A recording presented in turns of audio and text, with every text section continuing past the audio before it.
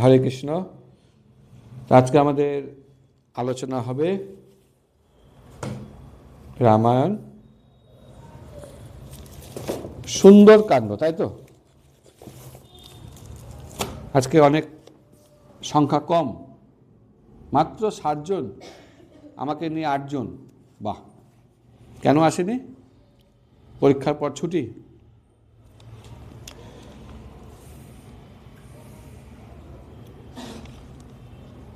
আজকে আলোচনা হবে রামায়ণ সুন্দরকাণ্ড সর্গ 31 থেকে চেষ্টা করব যতদূর হয়।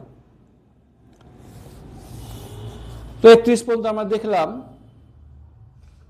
30 পর্যন্ত যে শ্রী হনুমান লঙ্কা পার করে পৌঁছালেন, রাত্রিবেলা পৌঁছালেন, ছোট আকারটা ছোট করলেন বিড়ালের মতো, এবং চন্দ্র তাকে রাত্রিবেলা তার আলো প্রদান করছিলেন, এবং রাত্রিবেলাতেই তিনি খুঁজতে শুরু করলেন। অবশ্য প্রথমে অপেক্ষা করেছিলেন, এবং খোঁজার পর তিনি কি করলেন? হরে কৃষ্ণ। তো খুঁজতে খুঁজতে রাবণের বিভিন্ন মহল খুঁজলেন।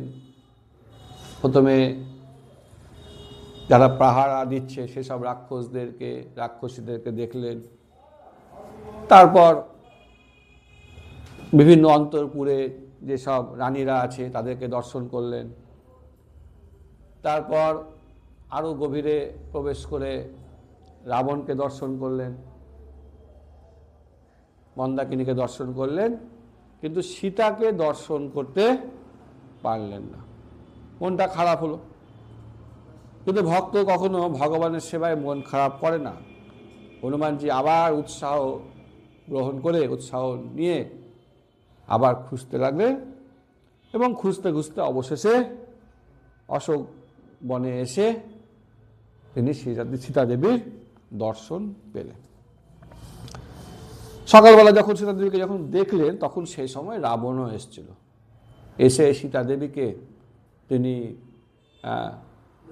প্রলুব্ধ করার চেষ্টা করছিল যে যাতে তাকে সীতা দেবী বিয়ে করে নেয়। যাই হোক, সীতা দেবী প্রত্যেকবারের মতো তাকেও এবারও প্রত্যাখ্যান করেন। কখনো ভয় প্রদর্শন করেন, কখনো নিজেকে একজন অবলা নারী রূপে সে তার প্রদর্শন করেন। কিন্তু আমরা দেখলাম সর্ব অবস্থাতেই মাতা সীতা, যেহেতু তিনি পতিব্রতা, সেজন্য তিনি কি করলেন? সর্ব অবস্থাতেই নিজের ধর্ম রক্ষা করতে সমর্থ হলেন। এবার হনুমানজি ভাবছেন যে আমি কি করে কথা বলবো। তো তিনি চিন্তা করলেন যে আমি অযোধ্যার নিকটবর্তী ভাষায় কথা বলবো, এবং প্রথমে আমি সোজাসুজি কথা না বলে আমি শ্রীরামের গুণকীর্তন করব। কারণ একজন ভক্ত সবসময় ভগবানের কথা শ্রবণে আগ্রহী থাকে, আনন্দ পায়। ধর্ম অনুষ্ঠিত পুংসাং বিচক্ষণ কথা সুজা না উৎপাদয়ে যদি রতিম শ্রম এবহি কেবলম। আমি সারা জীবন যা কিছুই করি, যতই তপস্যা করি, যতই সাধন ভজন করি, কিন্তু ভগবানের কথা শ্রবণে যদি আমাদের রুচি না হয়, তাহলে কি হবে? বৃথা শ্রম। বৃথা শ্রম মানে তোরা যে যা করছিস, পড়াশোনা করছিস, যা কিছু করছিস, তাহলে সব বৃথা হয়ে যাবে যদি আমাদের ভগবানের কথা শ্রবণে আসক্তি না হয়। বুঝতে পারলি? ঠিক। তো হনুমানজি তখন রাম কথা আরম্ভ করলেন অত্যন্ত মধুর বাক্যে। কথা বলার সময় আমাদের কী হবে? মুখে কি রাখতে হবে? মিষ্টতা রাখতে হবে, যাতে সে সামনের ব্যক্তি আনন্দ পায়। তো শুরু করবে কাকে দিয়ে? না, প্রসিদ্ধ রাজা দশরথকে দিয়ে শুরু করলেন। তিনি অত্যন্ত উদার, দয়ালু, পরাক্রমী, কিন্তু তার সন্তান ছিল না। পরবর্তীকালে তার 4টে সন্তান হয় দেবতাদের উদ্দেশ্যে যজ্ঞ করার পর। এবং তার বড় পুত্রের নাম হচ্ছে রাম। তো রামের বর্ণনা করে তিনি আবার বলছেন তিনি অত্যন্ত সুন্দর, মহাবীর এবং সদাচারী, যার আচরণ সবসময় উত্তম। আমাদের আচরণ কখনো কখনো কি হয়, অধম হয়ে যায়। আমরা খারাপ কাজে, আমাদের মুখের ভাষা খারাপ হয়ে যায়, আমাদের আচরণ খারাপ হয়ে যায়, কিন্তু শ্রীরামের আচরণ, ভাষা সব কিছু সবসময় কি উত্তম। সেজন্য সকলে তাকে ভালোবাসে। তিনি ধর্মপালক, যা কিছু করবেন ধর্মের সিদ্ধান্তের উপর ভিত্তি করে, এবং তিনি জগৎ বন্ধু। তিনি সকলকেই জগতে কি করে, তার বন্ধু রূপে গ্রহণ করেন, সকলের বন্ধু, সবাইকে তার তিনি মিত্র। তিনি শাস্ত্রে পারঙ্গত, শাস্ত্র সম্বন্ধে তার অভিজ্ঞতা আছে, তিনি অনেক কিছু জানেন শাস্ত্রে। কিন্তু সেই সঙ্গে তিনি ছিলেন ধনুর্ধারী। যাই হোক, কিন্তু যখন তার রাজ্য অভিষেক হবে, রাজ্য অভিষেক, সেই সময় তার মাতার প্ররোচনায় পিতার সত্য রক্ষার জন্য তিনি বনে গমন করেন। তোরা যখন বালকাণ্ড শুরু হবে, তোদের আবার ডিভিশন কোর্স, তখন তোরা এগুলো শুনবি, পড়বি। এগুলো প্রথম ঘটনা, শুনে নে, সুবিধা হবে। সঙ্গে লক্ষণ যায়, সীতা দেবী যায়। হ্যাঁ, বনে গিয়ে তারা অনেক বছর ঘুরে বেড়ায়, বিভিন্ন আশ্রমে আশ্রমে যান, সেখানে মুনি ঋষিদের সেবা করেন। 2-3টা নাম মনে আছে কি, কাদের কাদের আশ্রমে গেছিল? অগস্ত্য মুনির আশ্রম, সুতীক্ষ্ণ মুনির আশ্রম। হ্যাঁ,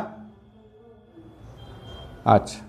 তো এসব আশ্রম ঘুরতে ঘুরতে মোটামুটি যখন 13 বছর হয়ে গেছে, সেই সময় সুপর্ণখার আবির্ভাব হয়। কি করবে না, রামকে বিয়ে করবে, রামকে বিবাহ করবে। তো রাম বলে আমার তো স্ত্রী আছে, লক্ষণ তার স্ত্রী এখানে নেই, তার সাথে বিয়ে করেন। তো লক্ষণ বলে আমি তো দাদার দাস, তো তুমি যদি আমার সাথে বিবাহ করো তুমি দাসী হয়ে যাবা। তো এই কথায় মাঝখানে সুপর্ণাকার রাগ হয়, এবং সে তখন চিন্তা করে সীতাকেই খেয়ে নেব। তো সীতাকে যখন সে হত্যা করতে যায়, তখন শ্রীরামের আদেশে লক্ষণ কি করে, সীতার নাক কান কেটে দেয়। তখন সুপর্ণাখা কার নাক কান কেটে দেয়?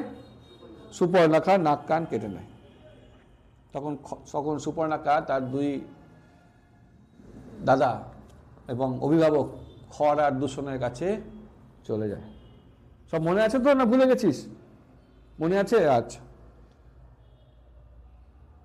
এবং পরবর্তীকালে এই খর দূষণকেও শ্রীরাম হত্যা করেন, এবং তারপর তো আপনি জানেন যে রাবণ আসে আপনাকে হরণ করে নিয়ে যায়।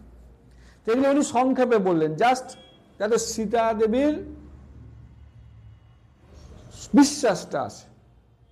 এগুলো বেশি বিস্তারিত বলেনি, কারণ হচ্ছে এগুলো বলার দরকার নেই, এটা তো পরে শুনেছে, এটা তো সীতা দেবী নিজেই লক্ষ্য করেছে।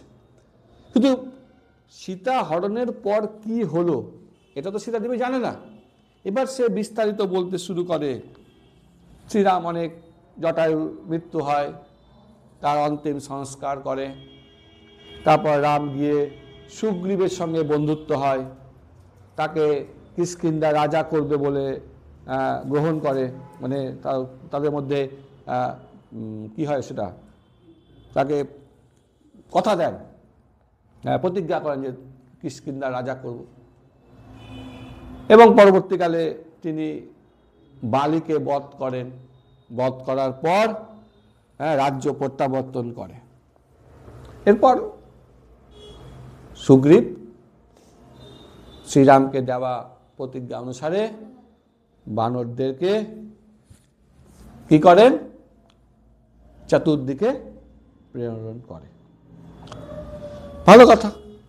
সেই যারা চারদিকে গেছিল তাদের মধ্যে দক্ষিণ দিকে হনুমানজি বলছেন আমিও এসেছিলাম, এবং আমার সাথে কে কে এসেছিল? অঙ্গদ এসেছিল, জাম্বুবান এসেছিল, আরো অন্যান্যরা এসেছিল। তো তারপর সাগর পাড়ে এসে যখন আমরা হতাশাগ্রস্ত হই তখন সম্পাতির সঙ্গে দেখা হয়। সম্পাতিকে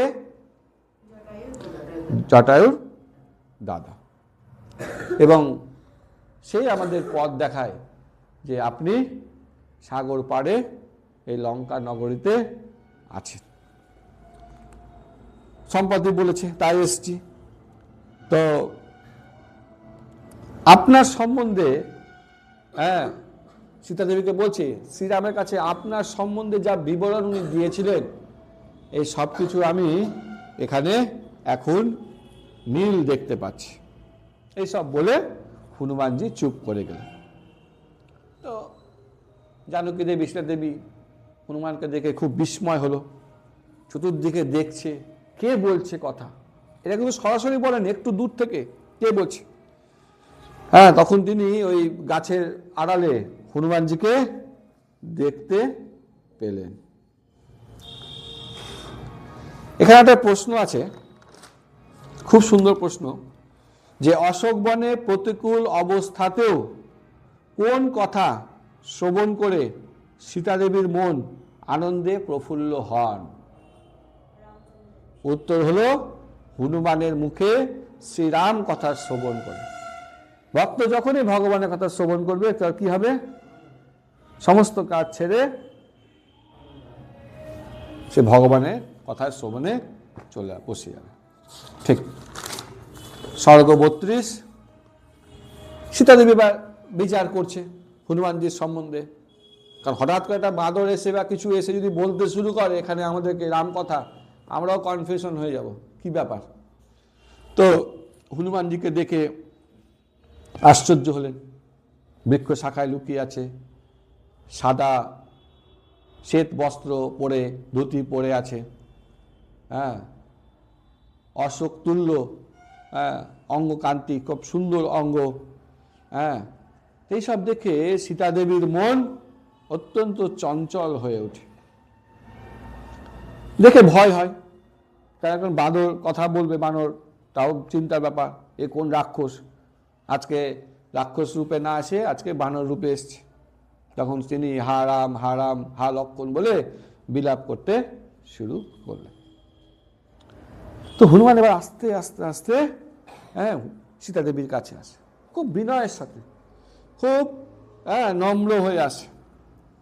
এবার সীতা যখন কাছে আসছে, আস্তে আস্তে আসছে, সীতাদেবী চিন্তা হয়ে গেল, আরে এ কি কোন খারাপ স্বপ্ন দেখছে নাকি?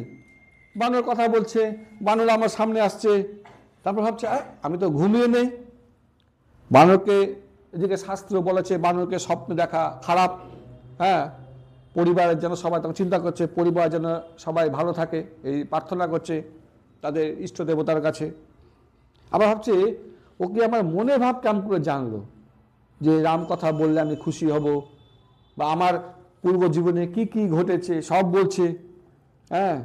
আর ভাবছে তো কথাও বলছে, ওর কাছে তো কথা শুনলাম, আবার আমাকে উদ্দেশ্য করে বলছে, এরকম নয় যে অন্য অনেক রাক্ষস তাদেরকে বলছে, আমাকে উদ্দেশ্য করে বলছে।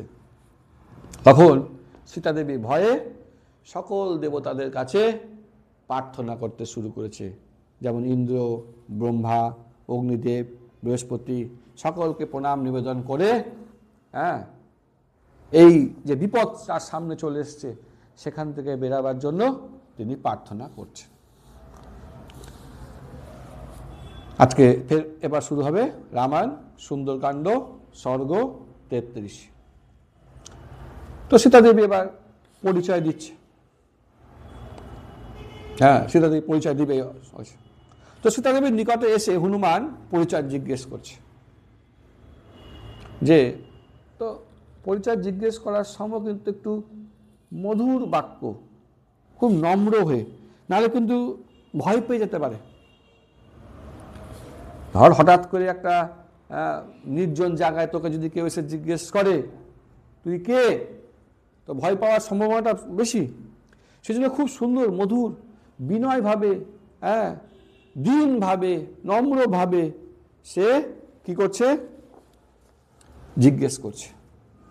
কি বলছে, যে নোংরা যে মলিন বসন পড়ে আছেন, আপনি কে, কে আপনি, কি পরিচয়? কেন এসছেন, কোথা থেকে এসছেন, কেন কাঁদছেন? হ্যাঁ, কেউ কি আপনাকে, আপনার কি কেউ মারা গেছে, পরলোকে গত হয়েছে? আচ্ছা, আপনার পরিচয় কি? আপনি দেবতা, অসুর, নাগ, গন্ধর্ব, রাক্ষস, যক্ষ, কিন্নর, রুদ্র, কোথায়, কে আপনি? আপনি কোত্থেকে এসছেন? প্রশ্ন করছে। হ্যাঁ, আচ্ছা, এরকমও বলছে অনেক সময় অনেক অপ্সরা, স্বর্গের অপ্সরারা অভিশাপ্ত হয়ে এই পৃথিবীতে কিছুদিন থাকতে বাধ্য হয়। তা আপনি কি কোনো অভিশাপ পেয়েছেন? এবার একটু সাহস করে আবার বলছে, আচ্ছা, আপনি কি সীতা দেবী, যাকে রাবণ হরণ করেছিল আর যাকে খুঁজতে আমি এসেছি? মানে সমস্তভাবে তাকে, মানে খুব বিনয়ের সাথে, যাতে সে ভয় না পেয়ে যায়। ভয় পেলে কি হবে, আর কথা বলবে না, চিৎকার করবে, রাক্ষসীদেরকে ডাকবে। সেই জন্য সে খুব বিনয়ের সাথে বলছে। তো এইসব কথা শ্রবণ করে সীতা দেবী খুব আনন্দ হলো, খুব আনন্দ। তখন সে বলছে, আমি দশরথের পুত্রবধূ। পরিচয় দিচ্ছে, স্বামীর দিয়ে না, প্রথমে শ্বশুরকে দিয়ে, আমি কোন পরিবারের পুত্রবধূ। এবার বলছে পিতার, আগে শ্বশুরের পরিচয়, তারপর পিতার পরিচয়, আমি জনকের কন্যা। তারপর মা, আগে পিতা, আগে শ্বশুরের পরিচয় দিলেন, তারপর পিতার পরিচয়, তারপর স্বামীর পরিচয়, আমি শ্রীরামের ধর্মপত্নী, আমি সীতা। বলছে অযোধ্যায় 12 বছর ছিলাম। হ্যাঁ, যেদিন রাজ্য অভিষেক হবে আমার পতিদেবতার শ্রীরামের, সেদিন তাকে কি করা হয়, বনে প্রেরণ করা হয়। আমরা বনে চলে আসি কেন, কার ইচ্ছায়? কইকেয়ীর ইচ্ছা, বর চান, মন্থরার জন্য। তো শ্রীরাম আমার স্বামী, পিতার যে কি বলবো প্রতিজ্ঞা, এইটাকে সব থেকে বেশি গুরুত্ব দেয়, পিতার ইচ্ছাটাকে। আমরা সবসময় কিসে গুরুত্ব দিই? নিজের ইচ্ছাটাকে না। এখানে পিতা মাতার ইচ্ছাকে বেশি গুরুত্ব দিল না, ওনাদের ইচ্ছা, মায়ের ইচ্ছা আমি বনে যাব, আমি বনে যাব।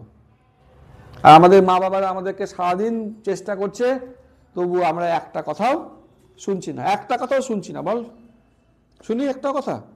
আর রাম দেখ, কোথায় রাজ্য অভিষেক হবে, ছেড়ে বনে চলে গেল। কয় বছর? 14 বছর। আমরা তো 14 মিনিট মোবাইলটাকে ছাড়ছি না।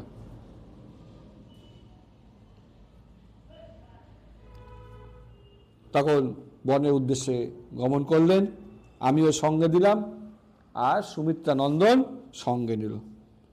হ্যাঁ, কি পড়ে যায়? কুশ বক্কল পড়ে যায়। হ্যাঁ, তা আমি কেন গেলাম না? শ্রীরামকে ছাড়া আমার এক ফোঁটাও ভালো লাগে না। ভক্তদের কাকে ভালো লাগে সব থেকে? ভগবানকে।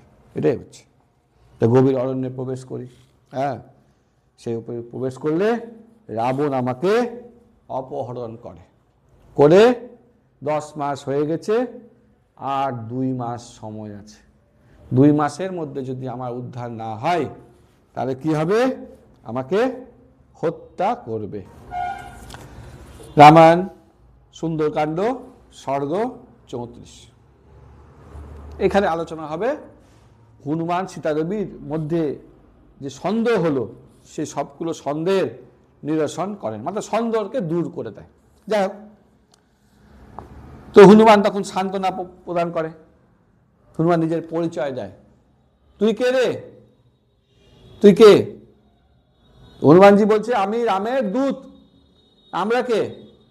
আমরা হলাম ভগবানের দাস। দাস, এই হচ্ছে দূত। শ্রীরাম আপনার কুশল জিজ্ঞাসা করেছেন, জিজ্ঞেস করেছে আপনি কেমন আছেন। হ্যাঁ, শ্রীরাম ভালো আছে, আপনার কুশল জিজ্ঞাসা করেছে।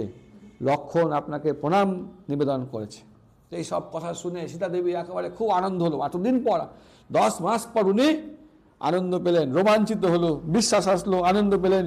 মানে হঠাৎ করে তোদেরকে যদি এখন খুব একটা ভালো কিছু উপহার দেওয়া হয়, মোবাইল নাকি, হ্যাঁ, খুব যেমন আনন্দ পাবি, সেরকম সীতা দেবী আনন্দ পেল। কিন্তু হনুমানজি কি করছে, আস্তে আস্তে এগাচ্ছে, কাছে গিয়ে কথা বলবে। কিন্তু যে কাছে গেছে সীতাদেবী কিন্তু একটু ভয় পেয়ে গেছে। তখন ভাবছে, হ্যাঁ এর মনে হয় এ তো মনে হয় রাবণের অনুচর। হ্যাঁ, ছিচি, আমি রাবণের অনুচরের সাথে কথা বললাম, মনের কথা হৃদয়ের কথা বলে দিলাম। হ্যাঁ, আমি রামকে ভালোবাসি, তাকে ছাড়া থাকতে পারবো না। আবার দুঃখ পেয়ে গেল, শোকার্ত হলো। হ্যাঁ, তখন বলছে, হ্যাঁ ভয়ে কি করছে, পবন কুমার হনুমানের দিকে আর তাকাচ্ছে না, এত ভয় পেয়ে গেছে, সত্যি কথা। তো তখন বলছে বা বলতে শুরু করলো, না তাকে দূর থেকে মুখ ঘুরিয়ে বলছে যে, ছদ্মবেশে আমাকে কষ্ট দিতে এসছো। হ্যাঁ, আমার মনের কথা মনে হয় তুমি রাবণ। পূর্বে একবার এসছিলে কিসের রূপ করে, সাধুর বেশে সন্ন্যাসীর রূপে এসছিলে, আজকে বানরের রূপে এসছো। হ্যাঁ, আমার মনের সব কথা জানার চেষ্টা করছো। হ্যাঁ, আমি বর্তমানে খুব দুঃখে আছি। তারপর সে বলছে, হ্যাঁ যে আবার ভাবছে এটা সত্য নাও হতে পারে, এটা মনে হয় সত্যি বানর আছে। তো এবার প্রমাণ তো করতে হবে, এ রাবণের দিককার রাক্ষস না রাবণ, না সত্যি রামের কোনো দূত। কি করে প্রমাণ হবে? সীতাদেবী ভাবলেন যে কি করে প্রমাণ হয়। তখন বলছে, তুমি যদি রামের সত্যি দূত হও তাহলে রামের কিছু গুণ কীর্তন করো। কারণ আমি রাম কথায় বশীভূত হই। কোন কথায়? রাম কথায়। রামের কথা শুনতে গেলে আমার খুব ভালো লাগে, আমার মনকে অপহরণ করে। আমাদের মনটা কি হয়, যখন এখানে বসে আছি মনটা আছে কখন খেলতে যাব। আর সীতাদেবী সমস্ত অবস্থা মনে করছে কখন রামের কথা চিন্তা করছে। এই হচ্ছে ফারাক ভক্ত আর অভক্তের মধ্যে। ভক্ত সবসময় কার কথা চিন্তা করবে? ভগবানের কথা। আর অভক্ত সবসময় কি চিন্তা করবে? কি করে নিজের সুখে শান্তিতে থাকবে, নিজে ভালো থাকবে, অন্যের অনিষ্ট করবে, এই ধরনের কথা। হ্যাঁ, আমি রামের স্বপ্ন দেখি। হ্যাঁ, বলছে বর্তমানে আমার চিত্ত ভ্রম হয়েছে, আমার মন অস্থির হয়ে গেছে। সেজন্য তুমি যদি সত্যি রামের দূত হও, আমাকে তুমি শ্রীরামের সম্বন্ধে কিছু বলো, গুণকীর্তন করো। তখন এই হনুমানজি শ্রীরামের গুণকীর্তন করতে শুরু করে। তো হনুমানজি তখন শ্রীরামের গুণকীর্তন করতে শুরু করেন। কেমন? প্রথমে তেজ, কারণ এখন যুদ্ধের সময় তেজ লাগবে, যে সূর্যের মতো তেজস্বী, আবার চন্দ্রের মতো রমণীয়। যেমন সূর্য কি করে? তেজ করে। আর চন্দ্র আমাদেরকে আনন্দ প্রদান করে, সুন্দর একটা আনন্দ দেয়। বলছে কুবেরের ন্যায় রাজা, আর বিষ্ণুর ন্যায় পরাক্রমী, বৃহস্পতির ন্যায় সত্যবাদী, মধুরবাসী, মহারথী, আবার অত্যন্ত রূপবান। হ্যাঁ, বলছে সে রাবণকে নিশ্চয় কি করবে রে? হত্যা করবে। বলছে দূত হিসাবে আমি আপনার কাছে এসেছি, আপনার কুশল বার্তা চাই। চিন্তা করবেন না, সুগ্রীব সবসময় আপনার কথা চিন্তা করে। যদি বেঁচে থাকি রাম শীঘ্রই আপনি যদি বেঁচে থাকেন তাহলে শীঘ্রই আপনি রাম আর লক্ষ্মণকে দর্শন করবেন। কোটি কোটি বানর আসবে, একটা দুটো নে, কটা আসবে? কোটি কোটি বানর আসবে। হ্যাঁ, সবাই এই সমুদ্র পার করে লঙ্কায় আসবে। বলছে আমি এখন নিজ শক্তিতে এসছি। হ্যাঁ, আপনার দর্শন লাভের ইচ্ছায়, আপনার দর্শন লাভ হয়ে গেছে, আপনি বিপরীত কোনো কিছু ভাববেন না। মানে আমি যে বানর না রাক্ষস এই ধরনের কিছু আর ভাববেন না, নিশ্চিন্ত থাকুন, আমি শ্রীরামের দূত। এরপর রামায়ণ সুন্দরকাণ্ড সর্গ 35। তো হনুমানের সীতাদেবীর বিশ্বাস প্রাপ্তির আরো প্রচেষ্টা করে। তখন মধুর বাক্যে সীতাদেবী সব বিস্তারে জানতে চাইলেন যে কি কি হয়েছে, বলো। এই যে আমাকে অপহরণ করা থেকে এই যে 10 মাস শ্রীরাম কি করলো? 10 মাস তো অনেক সময়, যেমন তুই 10 মাসে 4টা পরীক্ষা দিয়ে দিয়েছিস নাকি? তো রাম কি করলো? রাম ভক্তরা তো পরীক্ষা দিয়ে পাস করে গেল, রাম কি করলো আমরা একটু খোঁজ করি। তো শ্রীরামের সঙ্গে বলছে কোথায় পরিচয় হলো সুগ্রীবের, হ্যাঁ কিভাবে লক্ষণকে জানলেন এটাও ব্যাপার। আচ্ছা এই মানুষের সাথে বানরের কেমন করে বন্ধুত্ব হলো, ঠিক না? কোথায় মানুষ আলাদা জায়গায় থাকে, বানরেরা বন জঙ্গল থাকে, কি করে বন্ধুত্ব হলো? হ্যাঁ বলছে রাম লক্ষণ দেখতে কেমন, ভালো করে আরো খোঁজ করছে যে ঠিকঠাক বলছে কিনা। হ্যাঁ তাদের জঙ্গা বাহু কেমন,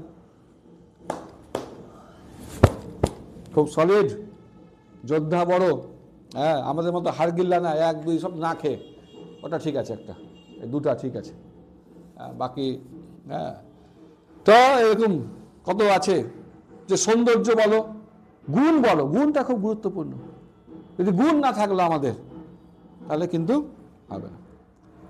তো নিজেকে সৌভাগ্যবান মনে করে হনুমান এবার বলতে শুরু করলো। এগুলো মনে রাখবি, মুখস্থ করতে হবে, হ্যাঁ এগুলো মনে রাখতে হবে। মুখটা কার মতো? রামের মুখটা চন্দ্রের মতো, খুব সুন্দর, হ্যাঁ চোখ দুটো ফুল্লার বিন্দু দলের ন্যায়, পদ্ম ফুলের মতো, এটা তো মনে থাকবে। রামের চোখটা পদ্ম ফুলের মতো। আচ্ছা ক্ষমা, হাজার দোষ করে, রাম কি করে? ক্ষমা করে। কার মতো ক্ষমা করে? পৃথিবী ধরিত্রীর মতো। আচ্ছা পৃথিবী কি ক্ষমা করছে আমাদের? কেমন করে? আমরা কত যুদ্ধ করছি, মানে মাটি গর্ত করছি, খনিজ পদার্থ নিয়ে নিচ্ছি, কয়লা খনি ফুটো করছি, ব্রিজ করার জন্য কত গর্ত করে দিচ্ছি, কখনো প্রোটেস্ট করে? করে না, ক্ষমা করে সবসময়। যশ হচ্ছে ইন্দ্রের সময়, তাকে সবাই চিনে, হ্যাঁ তিনি চতুর্বর্গের রক্ষক। এই যে ব্রাহ্মণ, ক্ষত্রিয়, বৈশ্য, শূদ্র, এই সবাইকে শ্রীরাম রক্ষা করেন। হ্যাঁ তিনি অত্যন্ত আকর্ষণীয়, তার কথাবার্তা। তিনি 4টাই বেদ জানে। কি কি 4 বেদ? ঋগ্বেদ, সামবেদ, যজুর্বেদ, অথর্ববেদ, সব কিছু জানে। তিনি রাজনীতিতেও খুব দক্ষ, কার সাথে বন্ধুত্ব করতে হবে, কার সাথে শত্রুতা করতে হবে, হ্যাঁ সমস্ত কিছু তিনি খেয়াল রাখেন। তিনি জ্ঞানী, তিনি সদাচারী, তিনি বিনয়ী। বিনয়ী মানে কি রে? নম্র নাকি? আচ্ছা, সকলের পথ প্রদর্শক। তো বলছে দুন্দুভির ন্যায় কণ্ঠস্বর, ভয়েস, এটা ভয়েসটা খুব সুন্দর, বুঝতে পারলি? ভগবানের ভয়েস, ভগবান যখন তোর সঙ্গে কথা বলবে তো গুরু গম্ভীর, একদম সুন্দর করে, হ্যাঁ উজ্জ্বল গাত্রবর্ণ, গায়ের রং, বীর, প্রশস্ত বক্ষ, একদম কয় ইঞ্চির? 64 ইঞ্চি নাকি? বুঝতে পারছিস তো? ব্যাস, শুধু সব বুঝে গেছি। উন্নত নাভি, নাভিটা খুব সুন্দর ভগবানের। কেশটা উজ্জ্বল, হ্যাঁ আর উচ্চতা হচ্ছে 4 হাত। আমরা কয় হাত রে? 3 হাত, 3.5 হাত। মাপবি আজকে সব বাড়ি গিয়ে নিজে নিজে হাত দিয়ে। কেউ 4 হাত হবে না, মহাপ্রভু 4 হাত। যাই হোক, পরে এগুলো আলোচনা হবে, সবই ভালো, অনেক গুণ সম্বন্ধ। হ্যাঁ এই মাপবেন, সবাই মাপবেন নিজে। আচ্ছা 4 হাত, আর নিজে নিজে মাপবি, তারপর আমরা এই পর দিন এটা নিয়ে আলোচনা করবো, কার কে কত হাত হলো। তো দীর্ঘ বাহু, একটু বড়, যেটা বললো, সুদর্শন মুখ, সুকণ্ঠ, হ্যাঁ খুব সুন্দর। আর সাথে সুস্বাস্থ্য, আমি যেটা বলছি স্বাস্থ্যবান ঠিক হতে হবে না,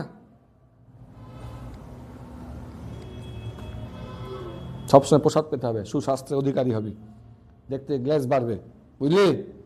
হ্যাঁ রক্তিম আভাযুক্ত, নেত্রবান, চোখ দুটো একটু হালকা গোলাপি লাল রঙের, খুব সুন্দর দেখতে।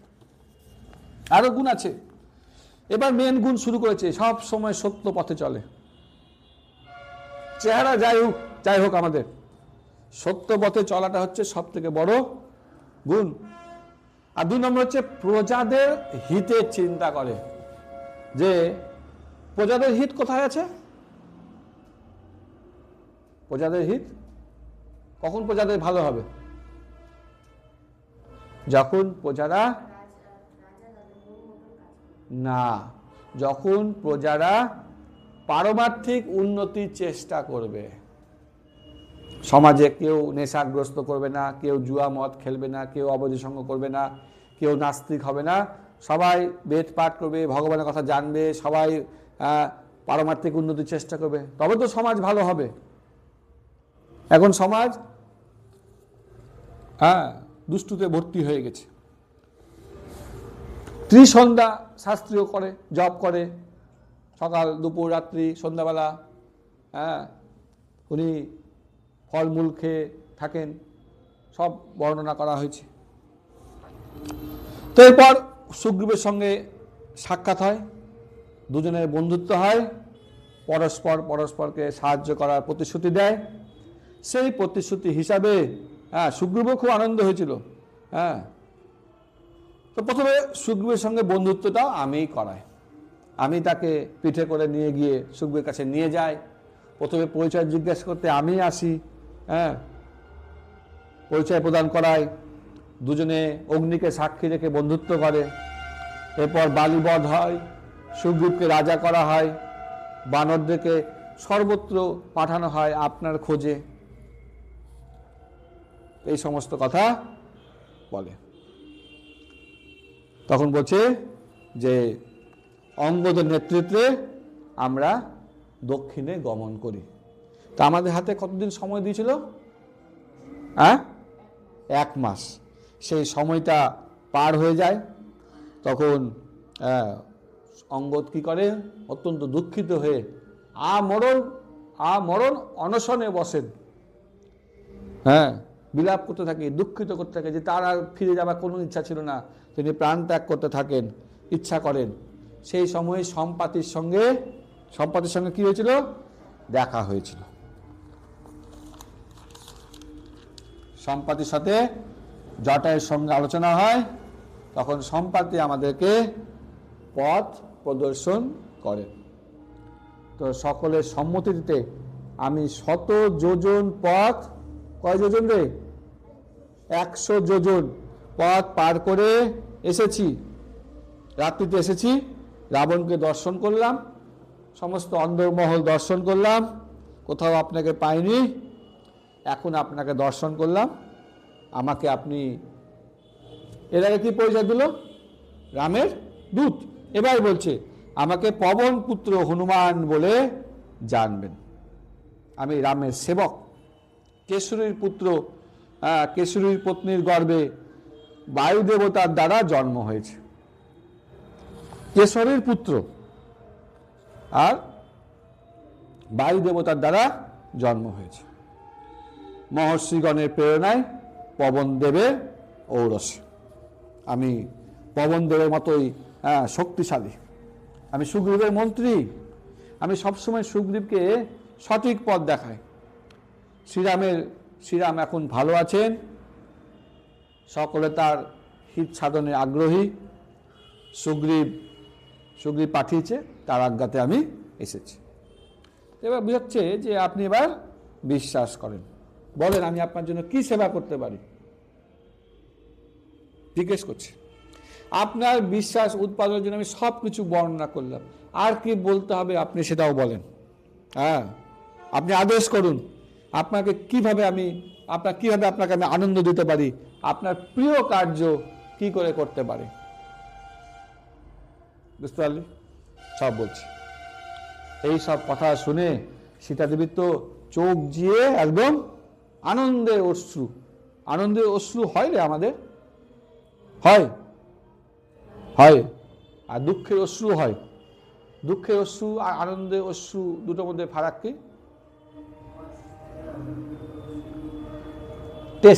টেস্টের ফারাক কি? দুঃখের অশ্রু খেয়েছিস, কেমন লাগে? নোনতা লাগে না? নোনতা লাগে না? আনন্দের অশ্রু পেয়েছিস, ওটা কেমন লাগে? টেস্ট মিষ্টি লাগে নাকি? তার মানে তোরা পাসনি এখন, আজকে তোদেরকে আনন্দ দিব আমি। যাই হোক, শ্রীরামের সীতাদেবী বুঝতে পারলেন এই তো রামের দূত। ব্যাস, এই ভালো খবর যখনই শুনবো না আমাদের তেজ বেড়ে যায়, আমাদের চেহারার গ্লেজ বেড়ে যায়। আমার বাড়বে না, আমি তো এমনি বলবি। হ্যাঁ, তখন সীতাদেবীর স্বভাব পেয়ে গেল, আর হনুমানকে তখন আর মায়াবী ভাবলেন না। মাঝখানে হনুমান যে অবশ্য লক্ষণেরও বর্ণনা করেছিল, অত্যন্ত শক্তিমান, সুন্দর, সদ্গুণাবলী, সুবর্ণ কান্তি বিশিষ্ট। তো এইভাবে সীতাদেবী এবার বিশ্বাস হলো। এখানে একটা প্রশ্ন আছে, সীতাদেবী কখন বিশ্বাস করেন যে শ্রী হনুমানকে শ্রী রামচন্দ্র দূত হিসাবে প্রেরণ করেছে? 85 নম্বরের উত্তরটা আছে। শ্লোক বলছে, শ্রীরাম ও লক্ষণের শারীরিক চিহ্নের বর্ণনা দ্বারা। শরীরের গঠন ঠিক, তাই না? শরীরের চিহ্ন দেখে বুঝে গেছে যে না, এ ঠিক বলছে। এত ভিতরের কথা অন্য কেউ বলতে পারবে না। এখন আলোচনা হবে রামায়ণ সুন্দরকাণ্ড সর্গ 36, সীতার প্রতি শ্রীরামের প্রেম বর্ণনা, অর্থাৎ কত ভালোবাসে, এটা তো দেখতে হবে না। তো বুদ্ধিমান হনুমানের সীতাকে তার আংটিটা প্রদান করলো। কে দিয়েছিল আংটিটা? কাকে দিয়েছিল? ব্যাস, হনুমান যখন সীতাদেবীকে পেয়ে গেছেন, আংটিটা দিয়ে দিলেন। কারণ আংটি দিলে কিন্তু এবার পূর্ণ বিশ্বাস আসবে। যদিও মনে একটু খটকা থেকে থাকে, তখন পূর্ণ বিশ্বাস আসবে, হচ্ছে দুঃখটা এবার সমাপ্ত হবে। আর সীতাদেবীর আংটিটা পেয়ে, হ্যাঁ, সীতাদেবী যখন রামের আংটিটা পেলেন, খুব আনন্দ হলেন, প্রসন্ন হলেন। হ্যাঁ, মানে মনে হচ্ছে না আংটি পাওয়া মানে শ্রীরামকে উনি পেয়ে গেছেন। হ্যাঁ, খুব ভালো করে সযত্ন দর্শন করছে, এবং হনুমানের প্রশংসা করতে শুরু করেছে। এবার প্রশংসা করছে, বলছে আপনি সহায়তা ছাড়াই এসছেন, অনেক দূর, হ্যাঁ, সমুদ্র পার হয়েছ, তোমার মনে কোনো ভয় নেই, এত রাক্ষসের মধ্যে একাই একটা চলে এসছো, এটাও তো একটা বিশাল ব্যাপার। তোমার উপর রামের পুরো বিশ্বাস আছে বলে তো তোমাকে আজকে আংটিটা দিয়েছে, সবাইকে তো দেয়নি, বিশ্বাস আছে, তোমাকে পাঠিয়েছে। এইসব বিশ্বাস করার পর হনুমানকে এবার প্রশ্ন করছে। এবার যখন বিশ্বাস হয়ে গেল, এবার প্রশ্ন শুরু করলো, আর 10 মাস হয়ে গেল, এখনো আমাকে নিতে আসলো না? গোটা পৃথিবীকে জ্বালিয়ে দেওয়ার কথা রামের, করেছে কি? আমি এখানে রাক্ষসদের মধ্যে বন্দী হয়ে আছি, এখনো আসছে না। মানে আমার যে দুঃখ, এটা কাটাতে, শেষ করতে এত টাইম নিচ্ছে। রাগ হচ্ছে না?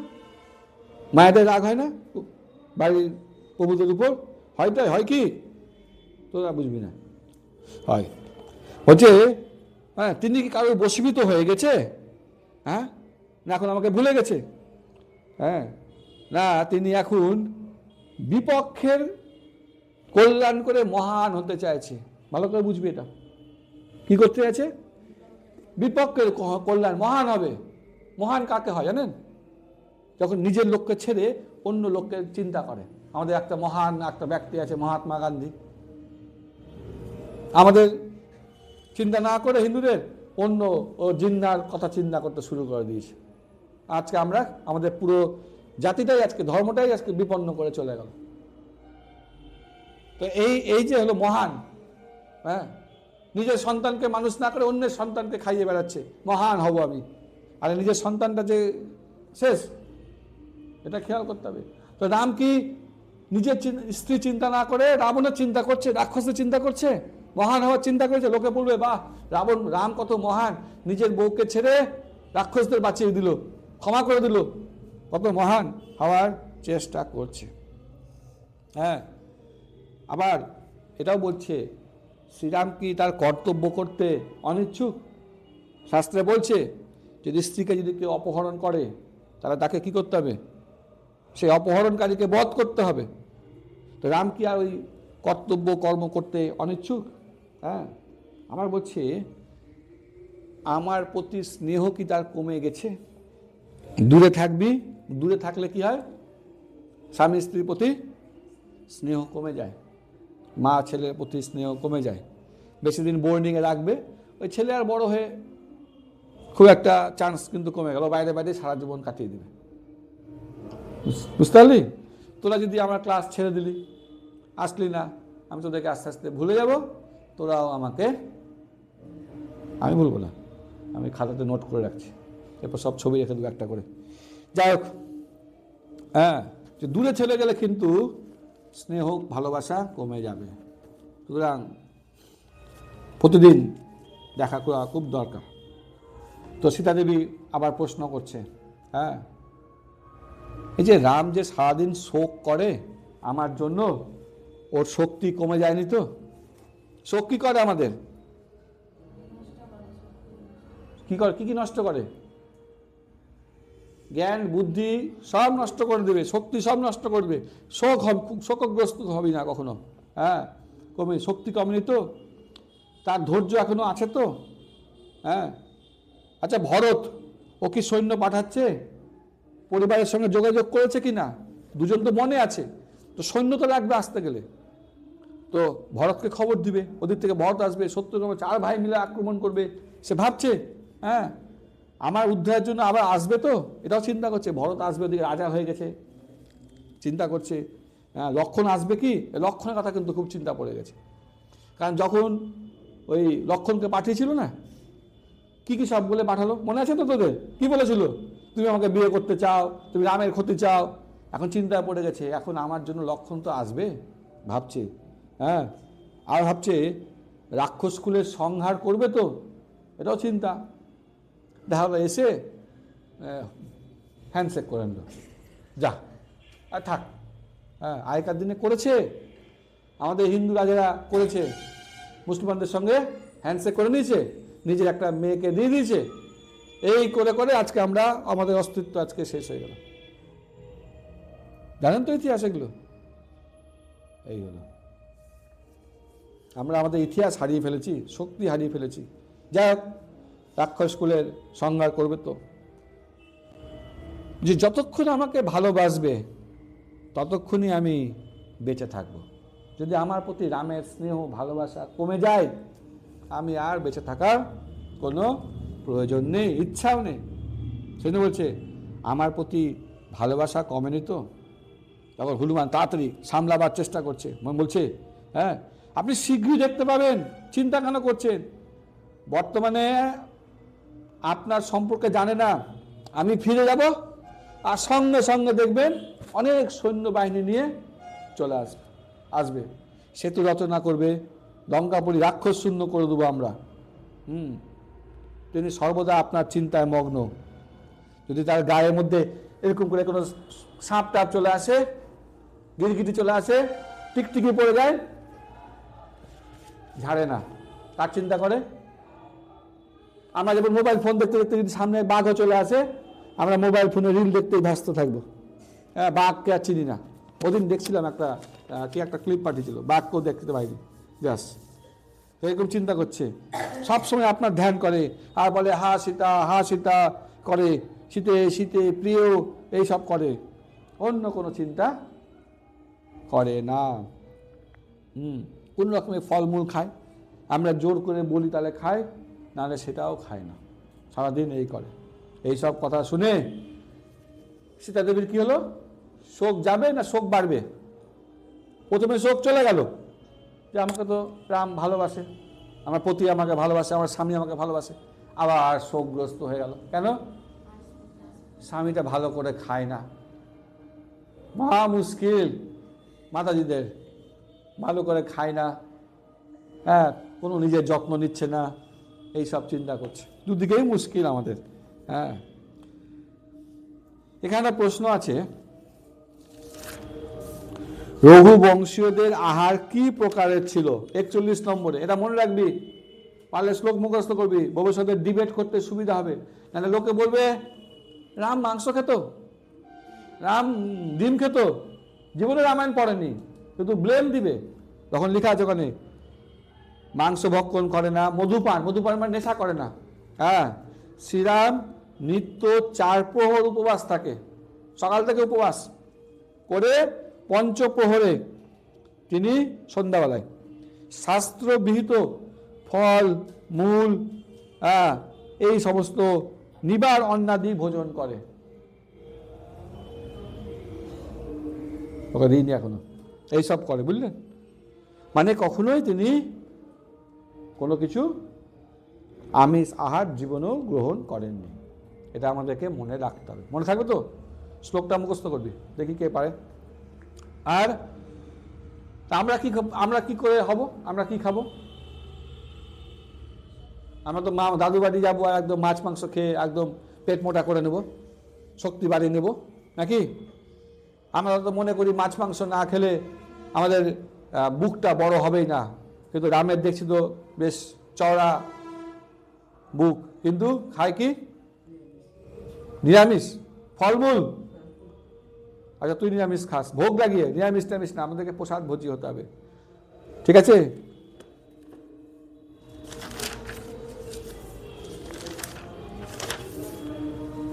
লাস্ট শ্রীরাম তখন সুন্দরকাণ্ড সর্গ 37। তো হনুমান এবার সীতাদেবীকে প্রস্তাব দিচ্ছে, বলছে, অনুরোধ করছে। সীতাদেবী যখন অনুরোধ করছে প্রথমে হনুমান, শ্রীরাম আমার কথায় শোকমগ্ন, এটা তো বিষ মিশ্রিত অমৃতের মতো, মানে অমৃত খাচ্ছি আবার বিষ। অনেক সময় হয় না রে, তিতা ওষুধ, একদিকে ভালো হবো, ওদিকে মুখে ফেল, এই মুশকিল। হ্যাঁ, বলছে যাও তাড়াতাড়ি যাও, নিয়ে আসো তাড়াতাড়ি। হ্যাঁ, আমার আয়ু আর 2 মাস, 2 মাসের মধ্যে আমাকে রামায়ণ পাস করতে হবে, না হলে একদম দিয়ে দেবো আমি তরোয়াল দিয়ে। বলছে আমার হাতে 2 মাস সময়, 2 মাসের মধ্যে আমাকে, নাহলে রাবণ আমাকে মেরে ফেলবে, রাবণ আমাকে ফিরিয়ে দেবে না, ও কারো কথা শুনছে না। মানে সবাই রাবণকে বুঝাবার চেষ্টা করেছে, কিন্তু কারোর কথা শুনেনি এই রাবণ। হ্যাঁ, বিভীষণ অনেক বুঝিয়েছে, বিভীষণের কথা শুনেনি। হ্যাঁ, আমি জানি যে রামের ক্ষমতা আছে, পূর্বে একাই 14,000 রাক্ষসকে, খড় দূষণকে হত্যা করেছে, বিচলিত হয়নি, ওর শক্তি সূর্যের মতো। হ্যাঁ, কিন্তু ও সমস্ত রকম গুণ সম্পন্ন, কিন্তু রাবণও আমাকে ছাড়বে না, চিন্তিত বলল। হ্যাঁ, চিন্তায় পড়েছে না, এদিকে রাবণ ওদিকে রাম। তো হনুমান তখন বলছে ধৈর্য ধরেন, খুব তাড়াতাড়ি আসবে। হ্যাঁ, রাবণ আসবে, এই শ্রীরাম আসবেন, আক্রমণ করবেন, সঙ্গে বানর, ভাল্লুক, সবাই মিলে একসাথে আমরা যুদ্ধ করব। তো এবার বলছে আরেকটা বুদ্ধি আছে, হবে? আরেকটা বুদ্ধি আছে। কি বুদ্ধি? আপনি পিঠে উঠে যান, পিঠে উঠে যান, এক্ষুনি সাগর পার করে নিয়ে চলে যাব। হ্যাঁ, মানে কি মনে করবেন না যে আমি আপনাকে পিঠে উঠাতে পারবো না, আজকেই পৌঁছে দিব, আজকেই আপনি শ্রীরামকে দর্শন করবেন। দেখ সুযোগ, চিন্তা কর, 10 মাস ধরে বন্দি করে রেখেছে, আর যদি কেউ আমাকে বলে এক্ষুনি পৌঁছে দেবো, আমরা কি করব? উঠে যাবো না পিঠে? ঠিক, আজকে পৌঁছবো, আজকে আপনাদের মিলন হবে। বলছে লঙ্কাবাসীর ক্ষমতা নাই আমার গতিকে আটকে দিবে, পারবে না। হ্যাঁ, আপনাকে উপেক্ষা করবেন না, সন্দেহ করবেন না, যেমন করে এসছি আপনাকেও একবারে পিঠের মধ্যে উঠিয়ে নিয়ে চলে যাবো। সেটা তুমি দেখছে, এই আমাকে পিঠে উঠাবে, ছোট্ট মানুষ, পারবে? হ্যাঁ, পিঠে উঠিয়ে নিয়ে যাবে, ছোট্ট একটা মানুষ, বাদর। হ্যাঁ, আনন্দ পেচ্ছে, বিস্ময় হচ্ছে, কি করে ছোট আকার। হনুমান বুঝে গেছে এটা আমার দিকে দেখছে উপর নিচে, আমি ছোট মানুষ, হনুমান তখন নিজেকে বড় করছে, বিরাট বড় করে দিয়েছে। হ্যাঁ, পাহাড়ের মতো ধারণ করেছে। হ্যাঁ, কারণ অপমানিত বোধ হলো না, এ তো আমি বললাম, বিশ্বাস করে বললাম, আমার এত শক্তি, পবন পুত্র আমি। হ্যাঁ, আমার তো পারলে গোটা লঙ্কাকে মুঠিয়ে নিয়ে যেতে পারবো, আর এই সীতা দেবী আমাকে সন্দেহ করছে, সেন্টিমেন্টে লেগে গেছে। তখন কি করলে পাহাড়ের মতো আকার ধারণ করেছে, বলছে আমি নিজের ইচ্ছা মতো রূপ ধারণ করতে পারি, বুঝতে পারলি? এই হারে বলছি। তখন বলছে আমি আপনাকে পিঠে উঠে নিয়ে চলে যাব। যাই হোক, তখন সীতা দেবী এবার যুক্তি প্রদর্শন করছে, খুব বুদ্ধিমতী সীতা দেবী, সমস্ত দিক মানে বিচার করে কথা বলেন। বলছে তোমার তো বায়ুর বেগ, মানে তোমার তো বেগ বায়ুর মতো, একদম স্পিড আছে, বুঝতে পারলাম, তোমার তেজও আছে, ভাবলাম। তবে কোনো কিছু কাজ করার আগে আমাদেরকে কি করতে হবে, ভালো করে বিচার করতে হবে। তুমি হয়তো খুব জোরে যাচ্ছ, হ্যাঁ মোটর সাইকেল একদম স্পিড দিয়েছে, আর পিছন থেকে আমি হয়তো পড়ে গেলাম। হ্যাঁ, তো একটা বুলেট কিনেছে, বলছে প্রভু চলেন আমি একটু ঘুরিয়ে নিয়ে আসছি, এমন পিক আপ দিয়েছে, কান মুড়িয়েছে এক্সেলেটারে, আর পিছন থেকে পড়ে গেছে, ব্যাস হলো হসপিটালে, অজ্ঞান হয়ে যেতে পারি। বলছে সমুদ্রে পড়ে যেতে পারি। হ্যাঁ, সমুদ্র যদি পড়ে যায়, জলজ প্রাণী হাঙর টাঙর আমাকে গপ করে খাবে। আচ্ছা, এরকম হতে পারে রাক্ষসটা তোমাকে ধাওয়া করবে, হ্যাঁ, আর তুমি কি করবা? যোদ্ধা কি হয়, ও সব ভুলে যাবে, দেখা মারপিট করতে শুরু করলো। আর পিঠে যে আমি আছি তুমি তো ভুলে যেতে পারো, তো মহা বিপদে পড়ে যাবো। হ্যাঁ, আর তুমি ধরে রাখবা না, তো তুমি তো সেন্টিমেন্টটা নিয়ে নেবা, তো তুমি তো পারবা না, আমাকে ধরে রাখতে পারবা না। আবার আরেকটা সমস্যা, তুমি যদি কোনো কারণে সাকসেস হয়ে যাও, মানে আমাকে নিয়ে রামের কাছে চলে যাও, রামায়ণে কি লেখা থাকবে লাস্টে? রামায়ণ যে লিখবে, কি লিখবে? হ্যাঁ, হনুমানজি সীতাকে উদ্ধার করেছে, রামের শেষ, মান সম্মান সব গেল। একটু আগে বললাম বড় যোদ্ধা। তো দেখ, নিজে মরতে রাজি, কিন্তু ভগবানের নাম যশ ভক্ত কখনো মাটিতে মিশাবে না।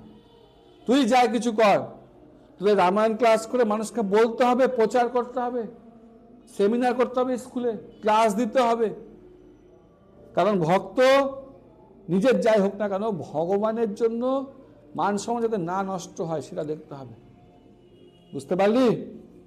বুঝতে পারলি? তুই মেকআপ কিট সঙ্গে নিয়ে আসিস, হ্যাঁ, সব এখানে বসে বসে একটু মেকআপও করে নিবি, এটা আমাকেও করে দিস, ঠিক? যাই হোক, আর একটু আছে, শেষ করে দিই।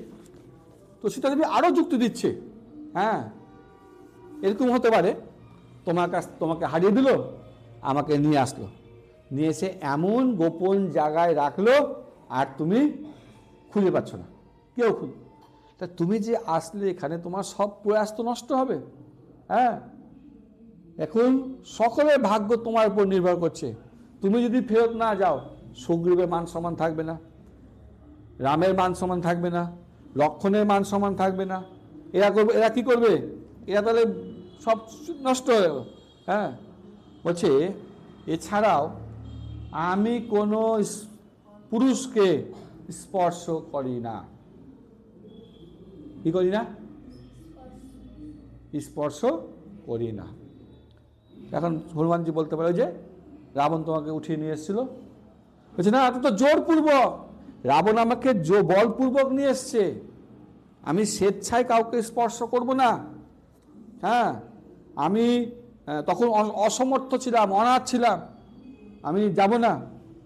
তাই বলছে রামের আশাটা এখানে ঠিক হবে, সুগ্রীবেরও বন্ধুত্বপূর্ণ হবে, রাবণকেও বধ করে আমাকে নিয়ে যাবে, সকলে রামের সুগ্রীবের পরাক্রমও দেখবে, স্বর্গের ঊর্ধ্বলোকবাসীরাও পরাক্রম দেখবে, সবাই দেখবে। তাই তুমি তাড়াতাড়ি শ্রীরামকে নিয়ে এসো, আমি খুব শোকে আছি, কিন্তু শ্রীরামের যশের জন্য আমি আরো কষ্ট সহ্য করতে রাজি আছি।